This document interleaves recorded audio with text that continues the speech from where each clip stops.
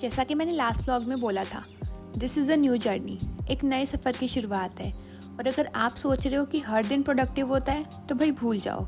इस व्लॉग में दिखेगा असली स्ट्रगल, असली नींद, असली motivation without any filter. So welcome और welcome back to my channel. I am Arzoo, a UPSC aspirant. तो उठते ही सबसे पहले मैंने किया अपना बेड सेट।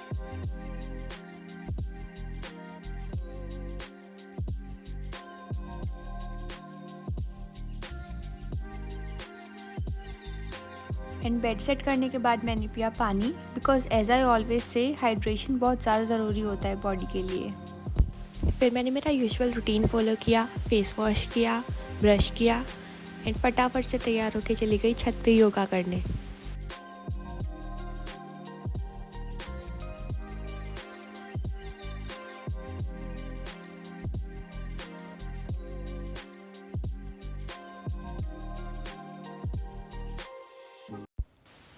आज तो वेदर ने बहुत एटीट्यूड दिखाया। Humidity level was full.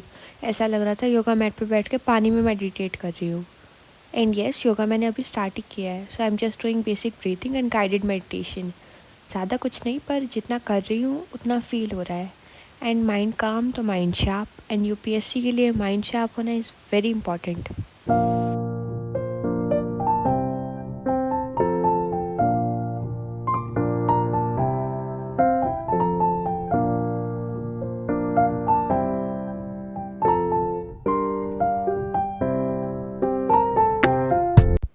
फिर मैंने नहा लिया था, रेडी हो गई थी, and then I had my favourite lazy girl breakfast, Chocos. Fast भी, टेस्टी भी, और उसमें दूध भी तो होता है, तो हेल्दी भी। हाँ, कन्विंस करना पड़ता है, बाकी कोई बात नहीं। मैं करने वाली थी करंट अफेयर्स की क्लास, पर थोड़ी लेट स्टार्ट हुई, 15-20 मिनट लेट। तब तक तो मैंने ब्रेकफास्ट ख़त्म भी कर दिया था। तो अभी हो रहे थे 9:34 and these are my notes for static portion आज के करंट अफेयर्स के, जिसमें मेनली एआई की बात हुई थी कि उसकी समिट्स कहाँ हुई थी। 23 में, 24 में, 25 में एंड 26 में इंडिया होस्ट करने वाला है, ये सब। उसके बाद मैंने स्टार्ट किया आर एस शर्मा का chapter 3, material remains. Sounds boring? नहीं यार, यूपीएससी में तो सब इंटरेस्टिंग बनाना पड़ता है। कॉइन्स, इंस्क्रिप्शंस, पोट्री, इनमें सिर्फ हिस्ट्री नहीं, पूरी सिविलाइजेशन का दिमाग, पूरा निचोड़ छुपा होता है। एक सिक्का सिर्फ मेटल नहीं होता है, वो बताता है ट्रेड, किंग, कल्चर और कभी कभी उनके फेक प्रॉमिसेस भी। पढ़ने से मज़ा आता है, बस कभी कभी आर एस शर्मा अंकल कुछ ज़्यादा ही डिटेल में चले जाते हैं। ऐसा लगता है कि वो खुद ही कॉइन बना रहे थे।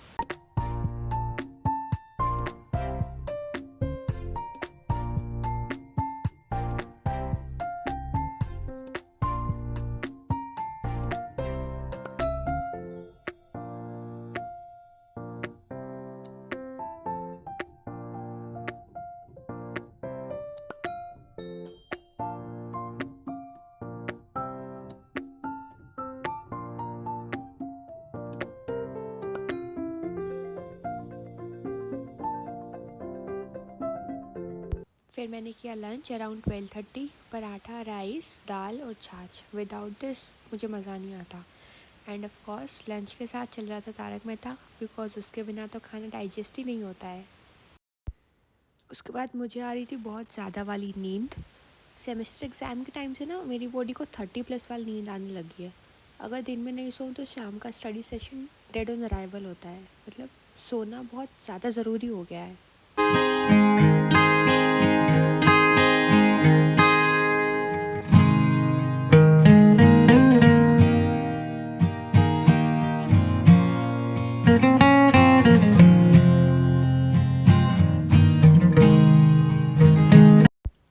फिर जब मैं उठ के टेबल पे पहुंची तब तक हो गए थे 3:20।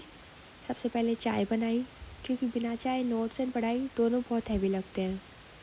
उसके बाद फिर से पढ़ाई स्टार्ट की, but now I am feeling कि पूरे दिन एक सब्जेक्ट पढ़ना, उससे माइंड बोर हो जाता है। So now I will try to do 2 subjects at a time.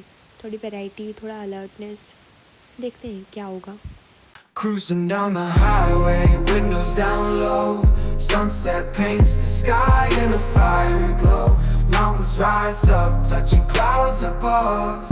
Valleys below, filled with whispers of love. On this road every seed's a delight. From sunrise to starlight, day to night, nature's canvas. फिर शाम को मैंने करी थी reel edit, जो मैंने मेरे Insta page पे डाली एंड दैन यूट्यूब शॉर्ट्स में डाली।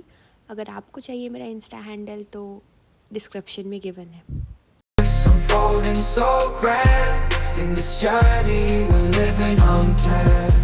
सो दिस वाज माय आज का शेड्यूल जो मुझे कंप्लीट करना था इस टाइम पे, जिसमें मैंने सारा काम कर लिया था। चैप्टर 3 कर लिया, रिवीजन कर लिया, ऑप्शनल डिसाइड करना रह रहा है, एडिटिंग डन हो गई थी एंड चैप्टर 4 अभी बाकी है। फिर यहाँ मुझे पढ़ना था लेकिन मैं सो गई थी तो वहाँ 1-2 घंटे वेस्ट हो गए, लेकिन कोई बात नहीं। फिर मैंने ली एक NSS की meeting. If you don't know, NSS is a college society, national service scheme, जो सोशल वर्क और अवेयरनेस के लिए काम करती है, ड्राइव्स करती है। एक एस्पिरेंट के लिए सिर्फ बुकिश नॉलेज नहीं, सोशल सेंस भी ज़रूरी होता है। That's why I joined it. फिर शाम को हो रहे थे 6:54, तब तक मीटिंग चली एंड उसके बाद मैं मम्मी के साथ लेने गई थी। क्या लेने गई थी, चलो हिंट देती हूँ। स्वीट था, क्रीमी था, चॉकलेट भी था। अब वो तो घर जाके बताऊँगी, इतनी जल्दी नहीं बताऊँगी, तब तक सब्सक्राइब कर दो। So yes, this is the unboxing time and मैं लाई थी एक बेल्जियन केक एंड 2 आइसक्रीम्स। दोनों मेरी नहीं थी, एक मेरे छोटे भाई की थी। तो कोई बात नहीं, UPSC की जर्नी में या किसी भी जर्नी में आप किसी भी कॉम्पिटिटिव एग्ज़ाम के लिए प्रेप कर रहे हो, छोटी मोटी चीट मोमेंट्स भी ज़रूरी होते हैं, नहीं तो ब्रेन ड्रॉप आउट करने लगता है। और अब आज का बहुत बड़ा डिसीजन, मैंने UPSC ऑप्शनल डिसाइड कर लिया है and I am going with sociology. Why sociology? Interest in people, patterns and society. GS paper का ओवरलैप होता है, कंसेप्ट्स रिलेटेबल होते हैं, एप्लीकेबल होते हैं एंड मेरा पर्सनल कंफर्ट है राइटिंग के साथ, थ्योरी के साथ। इसलिए सोशियोलॉजी ना सिर्फ पढ़ने का सब्जेक्ट नहीं है, समझने का सब्जेक्ट है। और अगर सोसाइटी को समझ लिया तो UPSC के क्वेश्चंस इजी लगते हैं, they are not that tough.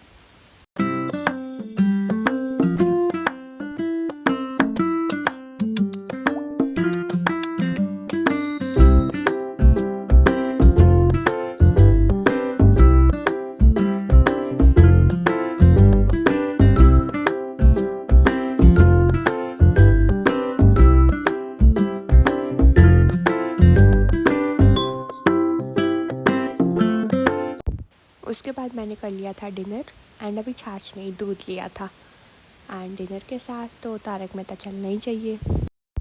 Dinner के बाद कर लिया था मैंने जो आज पढ़ा था उसका revision. I am trying to fixing this routine कि पढ़ो, रिवाइज़ करो, फिर पढ़ो, फिर थोड़ी शांति लो। तो ये था मेरा दिन, रियल था, रिलेटेबल भी होगा और प्रोडक्टिव भी था। थोड़ा थोड़ा मीठा मिला तो और अच्छा हो गया। तो आज का ज्ञान लेते लेते जाओ। प्रोडक्टिविटी का मतलब कभी कभी होता है अपने पेस पे कंसिस्टेंट रहना, और अपने कंफर्ट जोन के अंदर भी ग्रोथ हो सकती है, बस आपका इंटेंशन क्लियर होना चाहिए।